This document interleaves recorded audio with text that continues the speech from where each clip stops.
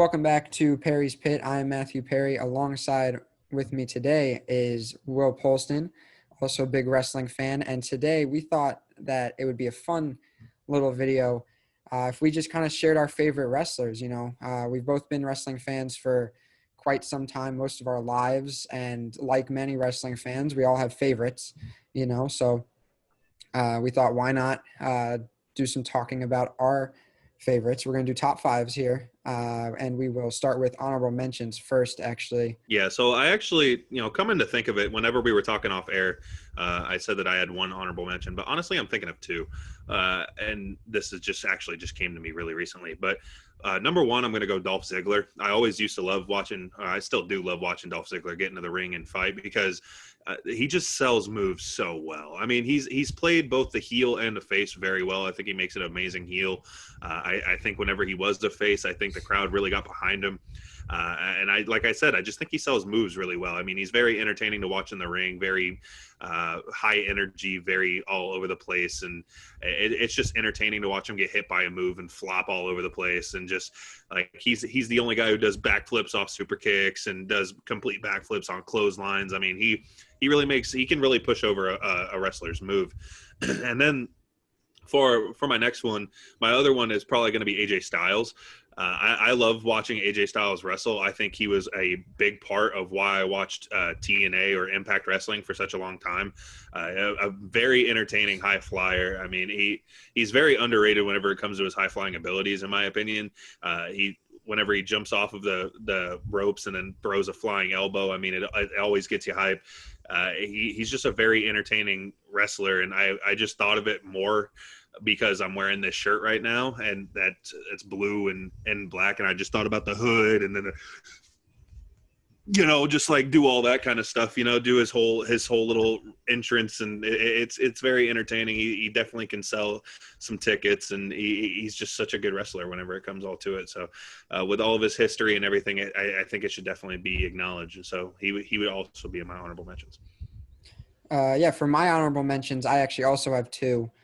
First one is a current guy actually residing in NXT at the moment. It is Adam Cole, the longest running NXT champion. I just really love what he can do in the ring, and his mic skills aren't too bad either. The work he's done with the Undisputed Era has been, undisputed. I really enjoy watching him in the ring. The thigh slap, he nails every time on his kicks. He has what I think is the best super kick in the game right now. I really enjoy that. And the last shot, which is just a shining wizard to the back of the head, isn't super unique, but it doesn't have to be. He pulls it off really well and adds some emphasis to it. The Panama Sunrise is actually a really good move that I like, where it's like a sunset flip pile driver kind of thing off the second rope. I really enjoy when he does that. But yeah, I really enjoy what he's doing for NXT right now, and I can't wait to see what he does in the future. I think he's going to be real big. I expect him to be WWE champion within the next few years. I'm really looking forward to that. My second honorable mention, I think I have to go with Kurt Angle. And Kurt Angle is one that is probably on many people's top fives, honestly. Very charismatic, good on the mic, has had so many funny moments, yet so many classic wrestling moments in the ring. He's fought guys like Brock Lesnar, Eddie Guerrero. He had a feud, I think, with Edge, I want to say. He's had plenty of great matches, not only. I mean, he is a wrestler, and, he won a gold medal with a broken freaking neck. Not many people can say that, if any. So, I don't know, he's just super impressive in the ring to me, and I've always enjoyed his work. I love his entrance music. I love how it gets the crowd going. You suck. I love the music. I'll put it in. But, yeah, I've always really enjoyed that stuff, and, it carries over. So that's going to be my honorable mentions. We'll start with you, Will. Who's your fifth favorite wrestler? When it comes to my number five, it has to come down to the versatility of the wrestler. I mean, this guy has done everything from being a sidekick whenever he first joined in a developmental league, whenever the Nexus was being started, to the Eater of Worlds. I mean, he went into the Firefly era, wherever he had the Wyatt family, and now also doing the Fiend along with the Firefly Funhouse and everything such as that. I'm going to go with Bray Wyatt. slash the Fiend, and everybody, Husky Harris, everybody involved that from his whole development. I mean, he has been absolutely outstanding whenever it comes to versatility, and the fact that he was the one who wrote or came up with the idea of the Fiend is even more impressive. I think the fact that he is just so versatile, and the steps that he did to get into character and to just kind of write the story of who he is today, because that character is so dynamic. That character is so fun to watch. I mean, it's almost like a more modern day Undertaker. It's really the guy who just kind of instills fear in every single wrestler, and you just never know what he's going to do next. And he just has a path of destruction. Really, he comes through and he just wipes out everybody he sees. I love the lantern with Bray Wyatt's face on it. I mean, it's everything about the Fiend has been written so well, and he also did everything very well with the Wyatt family. Whenever he had Harper and Rowan and Braun Strowman, everybody with him. I mean, he's just like I've said it multiple times, versatility, and just he's so dynamic whenever it comes to it. His character development has been bar none. I mean, it's just the pinnacle of story writing for me. And so for that, I'm going to go with Bray Wyatt. So for my number 5, I'm actually going with the King of Kings, Triple H. He's been here for such a long time now, and he's done it all, whether it's holding a world title or in an authoritative position with the Authority. Him and Stephanie McMahon, I think he does a great job of being a heel, especially with the Authority. I really like that. I know not everybody appreciates his work doing that. But yeah, I love how he's able to overcome injuries. He's had way too many of them, honestly, to be in the shape he's in now, but he still comes back every year and is in great shape. I feel bad for his hamstrings because they came clean off the bone several times. He had some great feuds, Shawn Michaels, Chris Jericho, even Daniel Bryan back in like 2013, how he was trying to screw Daniel Bryan out of the title, which led to WrestleMania 30, which is one of my favorite matches, the triple threat match between Randy Orton, Randy Orton, Batista, and Daniel Bryan. Triple H definitely played a part in that. And nowadays Triple H is running NXT, which, as you guys know, is my favorite brand at the moment. They do some great things down there, and I think Triple H is such a great wrestling mind. And I don't want Vince McMahon to go, but I do think that Triple H is kind of the successor to him, and I think he's going to do a great job once he assumes that role. But yeah, not just for wrestling, but management in general. Triple H is my number 5. Going on to my number 4, it's got to be Stone Cold Steve Austin. I mean, that guy absolutely defined an era. When it came to the Attitude Era, that's got to be the first guy you think of. I mean, he's had so many pops and so many instances to where, like, you just don't, nobody else could fit that role better. I mean, whenever the glass shatters, everybody loses their mind. As he has said, whenever you hear the glass, you know it's your ass.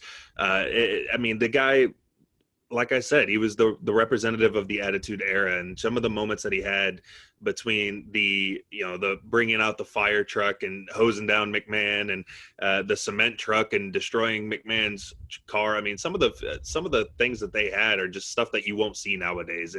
It was definitely it was definitely good for its time. I mean, it's what made WWE, WWF so entertaining back in the day. And I mean, I think everybody still wants a bit of the Attitude Era, and that's why everybody still goes nuts whenever he shows back up. But yeah, Stone Cold Steve Austin, I mean, there's so many WWE wrestlers, but none that are as iconic as Stone Cold Steve Austin. I mean, there are a few that are up there with him, but he's definitely got to be in the top. And I think everybody and their mother has tried the 2 beers and smashing them together and chugging them together. I know I have, and I know there's a video of that out there somewhere. So just for how iconic he is, and just how much he was to an era of WWE, I gotta go Stone Cold. My number 4 is going to be Sting. Now, Sting, of course, is a legend of wrestling, not just the WWE. He spent most of his time in WCW and then Impact Wrestling, and then made his way to WWE. Did not have the best WWE run. I really wish they would have handled it better. His one WrestleMania match, WrestleMania 31, he took on Triple H. Kind of became a NWO versus DX thing, and Sting took the L.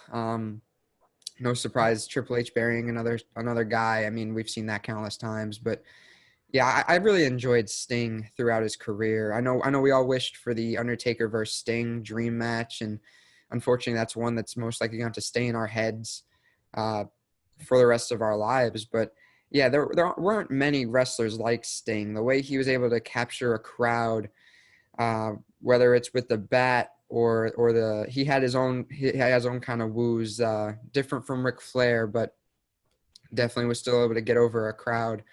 And the way he was able to transition, he started his career kind of, I don't want to say flamboyant, but he was definitely more brighter colors, definitely a face. He had the blonde hair, um, way different face paints, and he was loved then. And then he made this kind of, this middle school kid kind of emo phase, what have you. I mean, he turns to the black, the trench coat, the bat, the face paint. It's all different, and he still gets so much love from the crowd. I mean, I think it's amazing how his character transformed over time. I think it's a nice piece of storytelling, you could say. I think that's really important for wrestling. Um, I value microphone skills very highly, and I value a good storyline just as much. But yeah, Sting, I mean, Scorpion Death Drop, the Scorpion Death Lock, the Stinger Splash is still imitated by many. I know Seth Rollins still does it. Seth Rollins grew up Sting being his favorite wrestler, so he has definitely left a legacy that will carry over to current generations and generations to come. But just for the impact that Sting has had, he's my number 4. Moving on to my number 3, I'm going with a guy who's still in the WWE today. I know I just had one that wasn't, but going back to a modern day guy, but he's been around for quite some time, and that's Randy Orton. I think everybody and their mother has tried the RKO. RKO is probably the most iconic move in WWE, because even people who don't watch wrestling have seen it. It became a whole meme. Everybody was trying to, hit people with an RKO going into a pool or going into the ocean, something like that. Everybody's tried it, and the spots that he's had with it, between Seth Rollins launching him up at WrestleMania and hitting him with the RKO, catching Evan Bourne out of the middle of an airborne was absolutely nuts. I was not ready for that at all. I remember watching that live. Whenever they say out of nowhere, they really mean it. And between that and the punt, I remember he used to do the punt, and it got banned from WWE for a little bit just because it was actually hurting people. But man, it was legendary. And whenever it comes to legends, I mean, he's the killer of that. I think it was one of the greatest storylines that WWE has seen in recent time. I mean, the Legend Killer storyline was absolutely phenomenal. Just the young buck kid that was just kind of going up against all the old time heads and everybody that kind of built WWE, and he was just kind of revolting against it, taking out any legend that came onto the show. And I thought it was an awesome storyline. It really put him over as one of the biggest heels in the business. And because he was taking out likes of Ric Flair, Mick Foley, Roddy Piper. I mean, people that the fans grow up and love. I mean, you still love today. And Orton was just out there just taking them out. And the story writing for it was absolutely phenomenal. His move set is very entertaining to watch, just because, again, you never really know when that RKO is going to come. And I mean, I guarantee, he's still in WWE today. So I'm sure we still have big spots to see from him regarding the RKO. So I wouldn't be shocked to see that. Plus, he's got to get browning points for me because he's from St. Louis and I'm from the Midwest. I'm not too far from St. Louis myself. So if I'm not mistaken, the youngest world heavyweight champion still, if I'm not mistaken. So, accolades, a 14-time champ or a 13-time champ, one or the other, and just a very historic run for Randy Orton. I can't wait to see him be inducted into WWE Hall of Fame. He's been absolutely outstanding and very important to the brand. So I'm going to go with Randy Orton.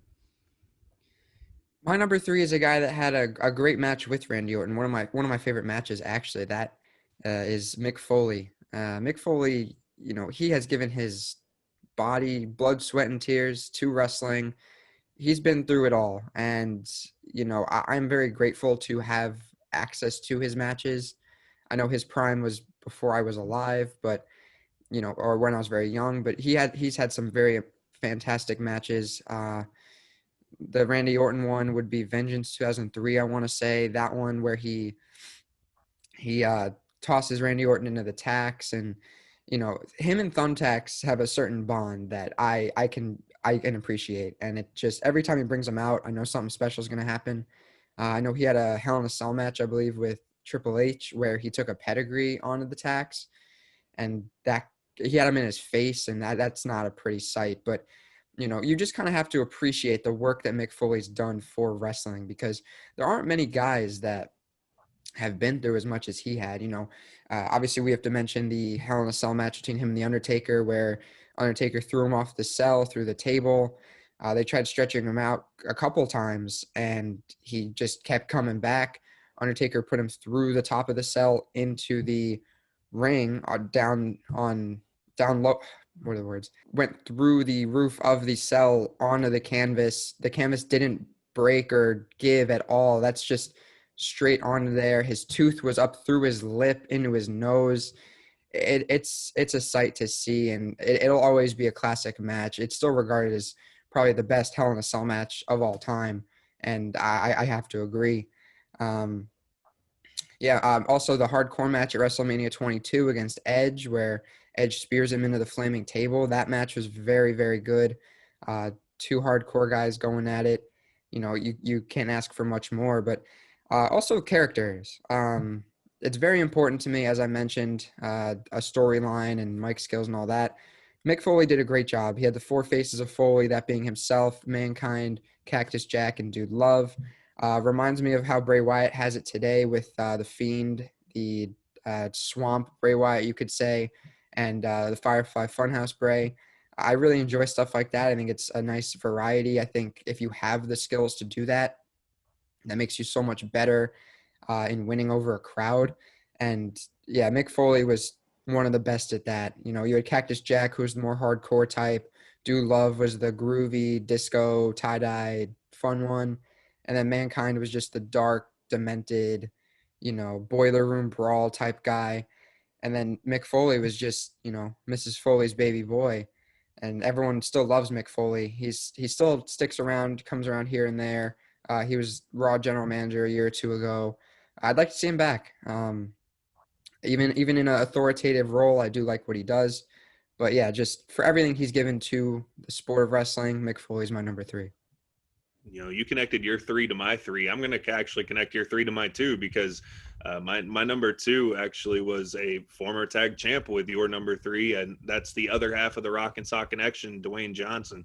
Not so much known today for his WWE skills and everything like that, but it's where he got started. Whenever he first came around, he was this big, giddy, happy guy, and he was kind of a goofy character to watch around in the ring. But I don't know what flipped the switch for WWE to turn him into the eyebrow raising, ass kicker that we know today. But the Rock, whenever it came down to that, was just absolutely phenomenal. I mean, he with the eyebrow raise, and when I tell you, there is nobody that cuts a promo like The Rock. I mean, between Rock concerts, between his feud with John Cena going into WrestleMania, some of the promos are still so iconic today. Between I remember whenever he brought Vicky Guerrero out and saying that she looked horrible. I remember whenever he went out and did "We Will Rock You" in Cleveland to John Cena, calling him a kung pao bitch and a big fat bowl of Fruity Pebbles. And the WWE has gone from the powerful Austin 316 to the dominant and iconic, can you smell what The Rock is cooking? All the way to, you can't see me.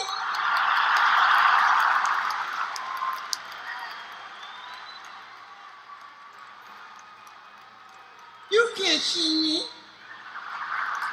You can't see me. What are you playing, peekaboo? You can't see me. I can see you. Can you see me? Oh, believe me, we all can see you. We all can see you. A blindfolded, sleeping, stuck in the basement Stevie Wonder can see your monkey ass.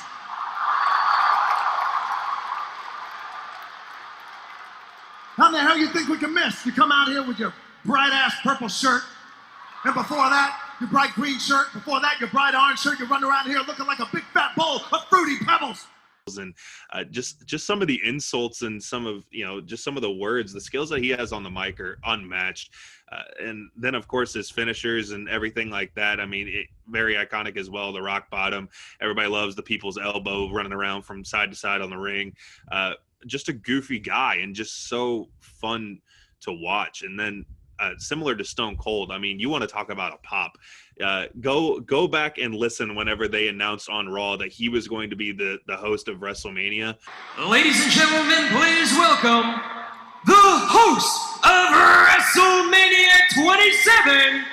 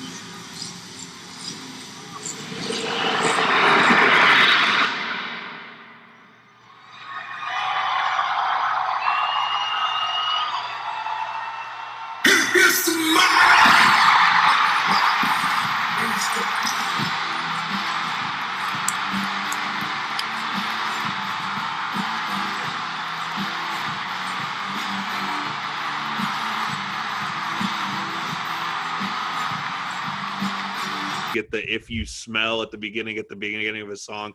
I mean, crowds lose their mind. I mean, everybody loves The Rock, and he's become basically a global icon at this point, even for his out of ring abilities whenever he's on the screen and everything, whenever it comes to acting and everything such as that. So I mean, he is just absolutely iconic. He has built WWE to a place where it is today, and he is a face of WWE that everybody can recognize, just for how recognizable and how funny he is to listen to on the mic, just because there's never a dull moment whenever The Rock's in the ring. So I'm going to go with The Rock as my number 2. My number 2 is the only active guy I have on my list, really. He currently resides in NXT. He goes by the name of Johnny Gargano. And yeah, he's my favorite wrestler right now. I'm not going to lie to you. I am so hyped up on Johnny Gargano. Everything about his character, everything about the matches he's had in the past. They don't call him Johnny Takeover for nothing. He's lost more takeovers than he's won, but he really knows how to put on a show. His feud with Tommaso Ciampa, it won Feud of the Year, I want to say a year or two in a row, at least 1 year. I know that. They've had so many fantastic matches. Takeover Brooklyn, Takeover New Orleans, I remember that one. I believe the Chicago street fight they had, if I'm not mistaken. Those are 3 of my favorite matches of all time, and all of them involve Johnny Gargano. Win or lose, I just really love the show he's able to put on. He plays a real great role as an underdog. I know right now, in real time, he's a heel in NXT and doing something with his wife, Candice LeRae. They're the power couple of NXT. They're both trying for some titles right now. And even him as a heel, they're both very good at what they do and are able to play off that persona very well. But yeah, Johnny Gargano just knows how to make a match pop, knows how to bring excitement to a match. So for that, he's my number 2. So we've reached the number 1 spot on both of our lists. And, I've talked about mic skills. I've talked about entertainment in the ring, and Mike skills, he's definitely not where The Rock is, but he's not too bad. But whenever it comes down to excitement in the ring, I mean, there is nobody that matches this guy, in my opinion, because it's not always just in the ring. I mean, this man has some of the craziest spots in WWE history. and that's the charismatic enigma, Jeff Hardy. You want to talk about, you were talking about Mick Foley throwing his body everywhere. You want to talk about a guy who's been sacrificing his body. He's still doing it at the age of 43. I mean, he's still in the ring today. Not at the top of the card where he used to be fighting for WWE titles, but still getting title runs today. And I mean, 2008 had to be his year, man. I remember he hit a whisper in the wind off the top of a steel cage onto Umaga. Speaking of Umaga, he also hit him with a swanton bomb outside off of an equipment trailer at Extreme Rules. I think a week after, I think the whisper in the wind off the steel cage was just a week before he did the swanton bomb to Randy Orton from the Raw entrance arena, 30 feet high. I mean, those spots were absolutely nuts. Between WrestleMania 23 and WrestleMania 33, jumping onto ladder, like people laying onto ladders and destroying them. Those were amazing spots. Getting speared off of the belt by Edge. I mean, there's a guy.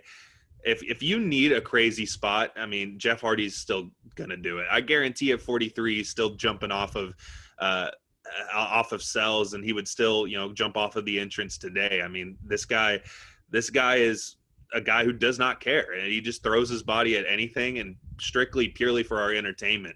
And I truly appreciate everything he's done, because I mean, this guy, like I said, I cannot express how much he has just put himself in such deadly situations. I mean, absolutely, if anything goes wrong, these spots are so bad. I mean, how much do you have to know your body to control it to do a front flip off of a 30-foot platform and land safely? I mean, and so on and so forth. I mean, there's so many spots that I could keep going, and just some of the moments really defined my childhood whenever I would watch WWE. He was getting really big whenever I was growing up, and so whenever I was watching WWE, he was one of the biggest figures, and it was just so entertaining to watch. Some of the feuds he had were just remarkable. And I remember, man, I used to get so excited whenever they'd actually give him a title run. And then not to mention, he was also a very successful tag team competitor with his brother, Matt. So going to the side of Extreme, and just for pure entertainment factor, Jeff Hardy just throwing himself into spots. It's just, it was something that I'll never forget being a WWE fan. So with that, I'm going to go with Jeff Hardy as my number one wrestler of all time. And for my number one, it is none other than the voice of the voiceless, the best in the world, my favorite wrestler of all time, CM Punk. And there's nothing I want more than to see CM Punk back in a WWE ring. The pipe bomb specifically, and the entire 2011 feud with John Cena has to be up there as one of my favorites of all time. You talk about mic skills, guys like The Rock, guys like yeah, guys like Chris Jericho, guys like even Hulk Hogan is pretty good on the mic. CM Punk has to be up there with the greats, and he proved it with the pipe bomb, even though it pissed a lot of people off backstage. The fans ate that stuff up, and I personally loved every second of it. A guy that could be real with an audience is something you, one, don't see every day in wrestling, and two, is something that you kind of have to appreciate because you don't see it every day. He wasn't the best in the ring. I did like the GTS and the Anaconda Vice. He had the knee in the corner into a running bulldog. I liked that.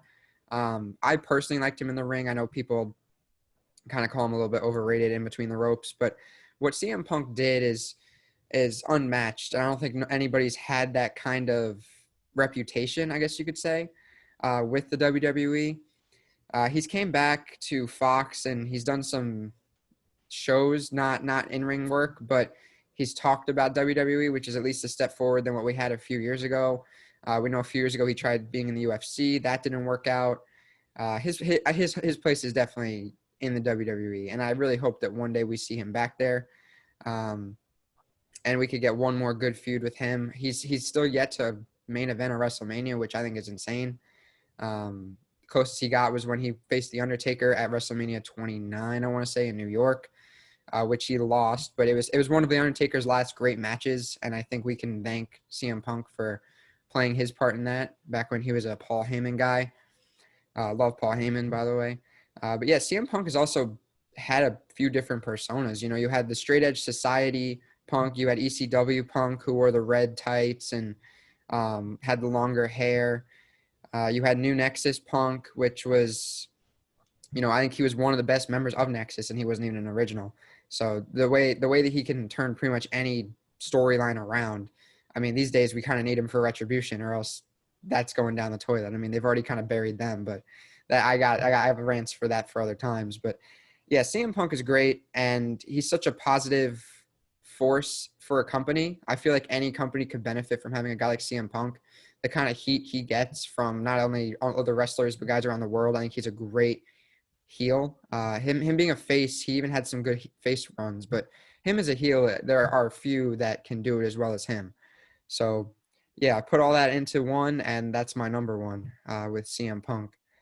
But yeah, that's been our top 5 wrestlers. We were considering doing a least favorite one. We might. Let us know in the comments if you want that. But for now, I've been Matthew Perry for Will Polston. We've been the GMs for Hire on Perry's Pit, and we will see you next time.